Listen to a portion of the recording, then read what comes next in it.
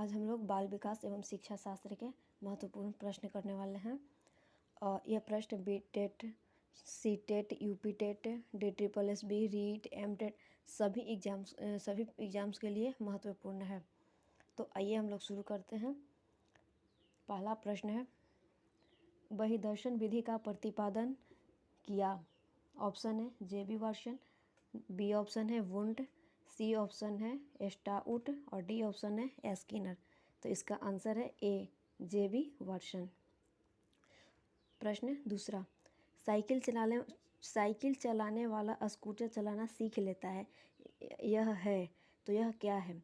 Option है शून्य स्थानांतरण, और बी ऑप्शन है लंबवत स्थानांतरण, सी है ऋणात्मक स्थानांतरण, डी धनात्मक स्थानांतरण।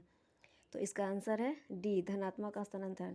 कोई भी व्यक्ति एक काम को कर सीख लेता है और दूसरे काम में वही काम मदद मिलती है, सीखे हुए काम से मदद मिलती है, तो उसे धनात्मक स्थानांतरण कहते हैं। और फिर वही काम अगर कोई भी काम में मदद नहीं मिल पाता है तो क्या है, वह एक शून्य स्थानांतरण है। और जैसे एक बाधा उत्पन्न होता है, जैसे भारत की गाड़ी जो 4 चक्की होती है उसे चलाने में, और अमेरिका का गाड़ी को चलाने में दाएं और बाएं साइड होती है, तो वह एक परेशानी खड़ा करती है। तो ये क्या हुआ, वह है कि ऋणात्मक स्थानांतरण होता है। अब क्वेश्चन, इसका आंसर इसलिए 2 का आंसर डी, धनात्मक स्थानांतरण होगा। तीसरा है, अंतः निरीक्षण विधि का प्रतिपादन कौन माने जाते हैं? ऑप्शन है वुंड, दूसरा ऑप्शन है स्टाउट, तीसरा ऑप्शन है मैकडूगल और चौथा ऑप्शन है स्किनर। तो इसका वुंड माने जाते हैं। क्वेश्चन नंबर है चौथा, किसी मनोवैज्ञानिक ने अपने 3 वर्षीय पुत्र का अध्ययन किया। एक मनोवैज्ञानिक हैं जिन्होंने अपने ही पुत्र के ऊपर, 3 वर्षीय उनका बेटा था, उसके ऊपर उन्होंने अध्ययन किए थे। तो उनका नाम है पेस्टालॉजी। अब प्रश्न है पांचवा, किशोरावस्था बड़े संघर्ष, तनाव व तूफान की अवस्था है, यह किसने कहा है? तो ये आप सब लोगों ने पढ़े होंगे कि किसने कहा है। चलिए ऑप्शन देखते हैं। ए ऑप्शन है थॉर्नडाइक, बी है स्किनर, सी है फ्रायड और डी है स्टेनले हॉल। तो ये किसने कहा है, किशोरावस्था बड़े संघर्ष और तनाव की अवस्था है, तो ये स्टेनले हॉल जी ने बोले हैं।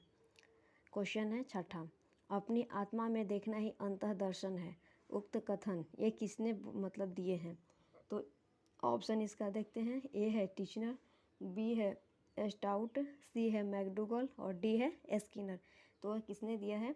ये टीचनर जी ने दिए हैं। अपनी आत्मा में देखना ही अंतः दर्शन है, तो ए ऑप्शन इसका टीचनर है। टी अब क्वेश्चन है 7, TAT व्यक्तित्व परीक्षण की कौन सी विधि का प्रकार है? TAT, तो इसका पहला ऑप्शन है व्यक्तिनिष्ठ विधि, दूसरा है अप्रक्षेपी विधि, तीसरा है अर्ध प्रक्षेपी विधि और चौथा है प्रक्षेपी विधि। तो TAT व्यक्तित्व परीक्षण कौन सी विधि प्रकार की है? तो यह प्रक्षेपी विधि है। बालक का विकास होता है, ये ऑप्शन है सिर से पैर की ओर और बी ऑप्शन है पैर से सिर की ओर। तो ये तो सबका होता है सिर से पैर की ओर, किसी भी बालक का विकास सिर से पैर की ओर होता है। अब प्रश्न है 9, शिक्षा मनोविज्ञान अध्ययन करता है। ऑप्शन है आत्मा का धार्मिक, ए ऑप्शन है आत्मा का धार्मिक परिस्थितियों में, ऑप्शन 2 है मानव व्यवहार का शैक्षिक परिस्थितियों में, ऑप्शन सी है चेतना का असीमित परिस्थितियों में, ऑप्शन डी है मस्तिष्क का बौद्धिक परिस्थितियों में। तो शिक्षा मनोविज्ञान अध्ययन करता है, बी ऑप्शन होगा मानव व्यवहार का शैक्षिक परिस्थितियों में। तीसरा है राष्ट्रीय मानसिक विकलांग संस्थान स्थित है।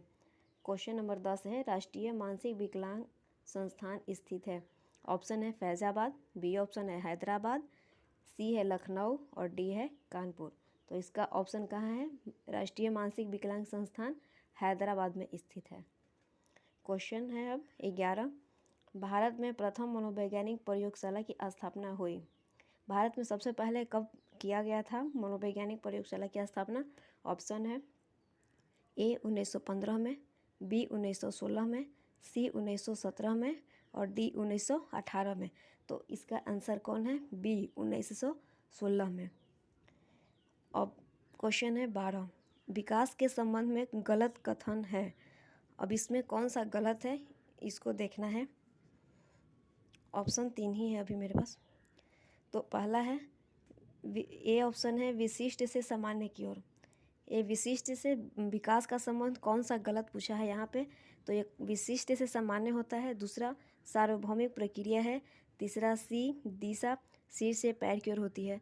तो आप सबको पता होगा कि विकास एक सार्वभौमिक प्रक्रिया है, मतलब ये ऑप्शन सही है।